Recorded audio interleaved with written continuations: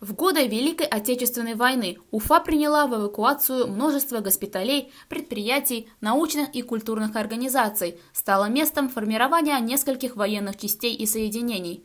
Многие здания в городе до сих пор хранят память о событиях тех лет. Так, в 1941 году в Уфе проходило второе формирование 214-й стрелковой, краснознаменной, Кременчугской, Александрийской, орденов Суворова второй степени, Богдана Хмельницкого второй степени дивизии. Она принимала участие в боях под Сталинградом, Белгородом, Харьковом и Кременчугом на территории Польши, Чехословакии и Германии. В боях отличились уфимцы, командир минометного взвода Герфанов, рядовые Гельманов, Сабиров и другие. Штаб дивизии находился в здании номер 7 по улице Октябрьской революции, где сейчас располагается 7-й учебный корпус ВГПУ имени Мифтахиддина Акмуллы.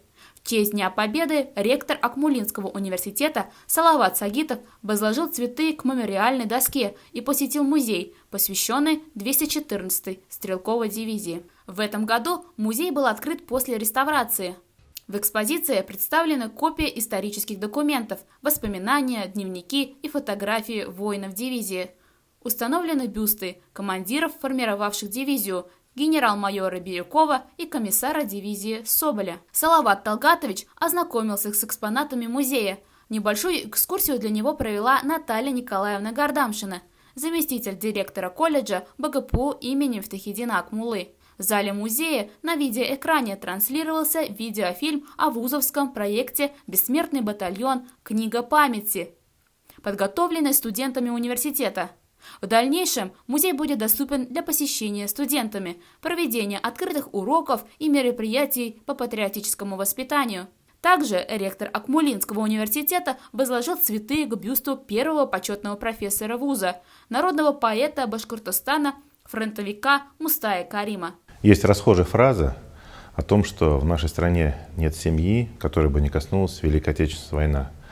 Это действительно правда. Более того, у нас, наверное, нет ни единого города, ни единого села, поселка, которое бы также не коснулась эта страшная трагедия.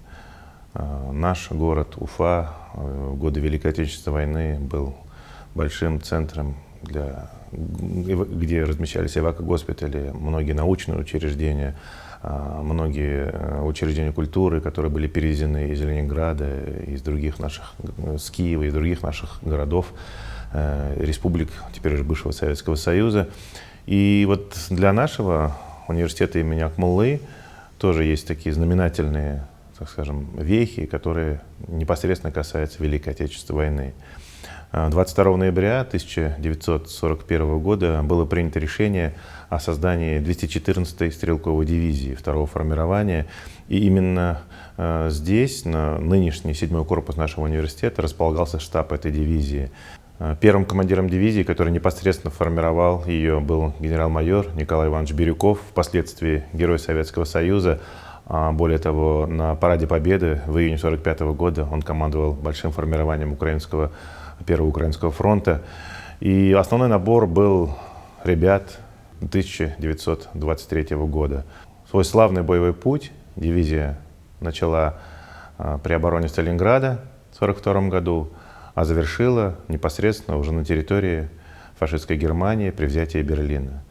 Очень большое количество героев Советского Союза, награжденных было в составе этой дивизии. И, конечно, мы, профессорский преподавательский корпус университета, студенты университета, свято чтим вот эту дорогую нам память.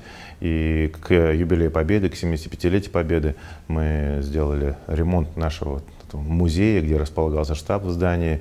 И это в первую очередь, а дальше будет у нас обновление экспозиции. Второе, знаменательная веха, касаемая войны, это наш народный поэт, поэт-фронтовик Мустай Карим.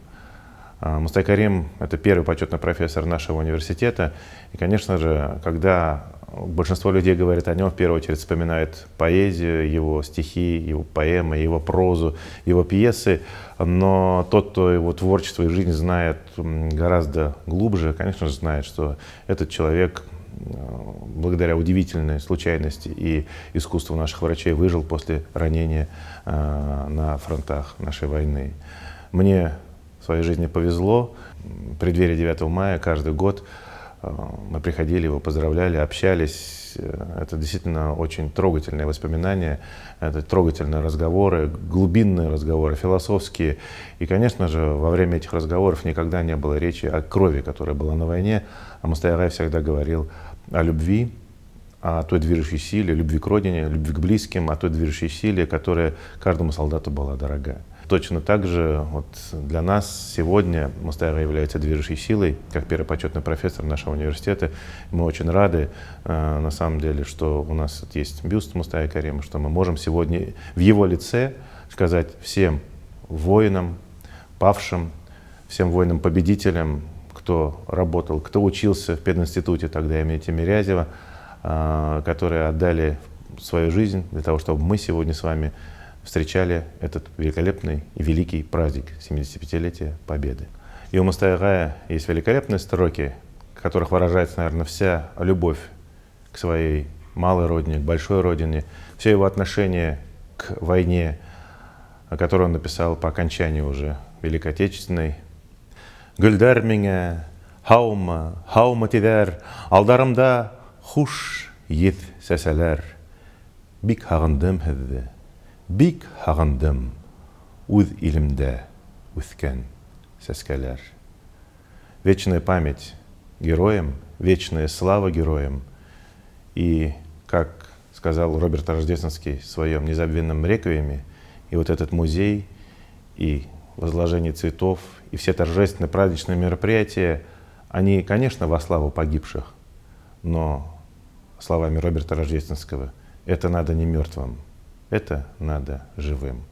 Мы все и наши последующие поколения должны помнить и чтить то, какой ценой была дарована нам эта свобода, какой ценой была дарована нам эта победа. С Днем Победы вас, дорогие друзья! Бүйүк еңүү күнү менен. Память о героях Великой Отечественной войны бережно хранится в Башгоспедуниверситете. В этом году площадь перед главным корпусом вуза украсили полотна с информацией о вкладе региона в победу над фашизмом и героях Великой Отечественной войны, уроженцах Башкирии. На полотнах размещен QR-код, перейдя по которому можно ознакомиться с более подробной информацией. А на стене первого корпуса появилось граффити с изображением вернувшегося с войны солдата и стихами Роберта Рождественского. Автор творческого проекта – известный в Уфе художник Олег Кайбышев.